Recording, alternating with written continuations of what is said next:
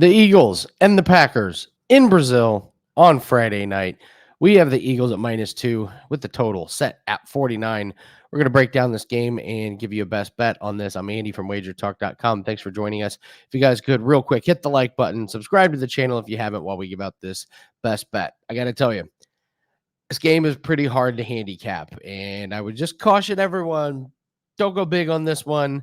I could not find very many trends for the spread or the total. In fact, my best bet on this game is actually a player prop. That probably is not a big surprise at everybody, but let's go through this spread and this total. And I got to tell you, the trends are really hard to come by when you're looking at the spreads and covering the spreads. You try and go back to last year, and neither one of these teams was dominant against the spread, and I know it was a tale of two seasons for both of them. You got Jordan Love, who got much better as the season went on. Jalen Hurts, I believe, was pretty hurt as the season went on for the Eagles, so they were much better at the beginning of the year.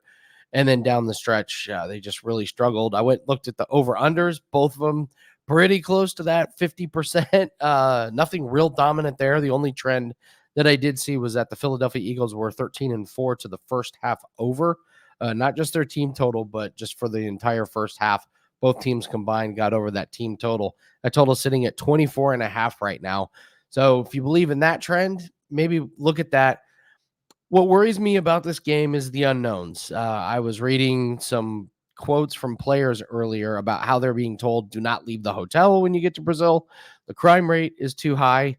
A.J. Brown was saying, I'm not leaving the room. Darius Slay was talking about how it's just crazy. Why are we here in Brazil? And then he had to come back and apologize because it's 2024 and you have to apologize for everything, apparently. So, the unknown in this game I don't know what the turf is going to be like until the players get out there. I would assume that Jalen Hurts is 100% healthy. Jordan Love seems to have most of his weapons at his disposal. I know A.J. Dillon is out, so they might be a little bit thin at running back. I'm not too worried about Jason Kelsey retiring and not being there. They've got a really good replacement. Jurgens is going to be the replacement. Jurgens was a backup to Kelsey. He's played alongside Kelsey on the offensive line. This is not just like a rookie who's coming in who hasn't played with this team or a free agent that doesn't know anything about the Eagles. I think he's going to start and be just fine. I don't see that big of a drop off. So when I'm looking at the spread, it's only -2, so it's less than a field goal. I'm a believer in both of these teams, and I look at sharp football analysis, and man, do these teams rank very, very close across all categories. The coaching is matched up very close. The offensive lines are both very highly rated.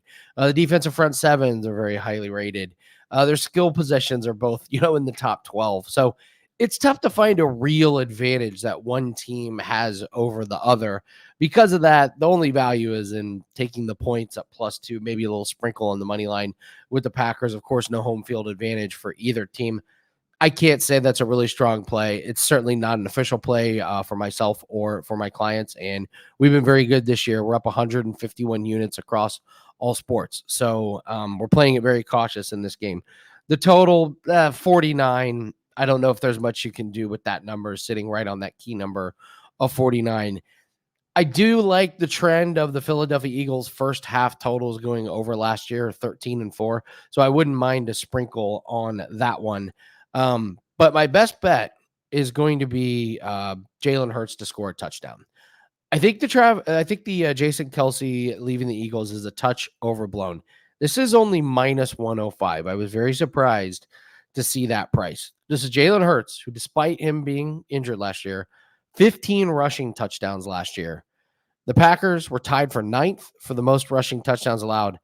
And Jalen Hurts started the year by scoring a rushing touchdown in 9 out of the first 12 games. So he got off to a very hot start. This is one of those plays that if you believe in it, you play it, week in and week out, especially if we're getting this -105. The nice thing about getting this at -105 is it cashes.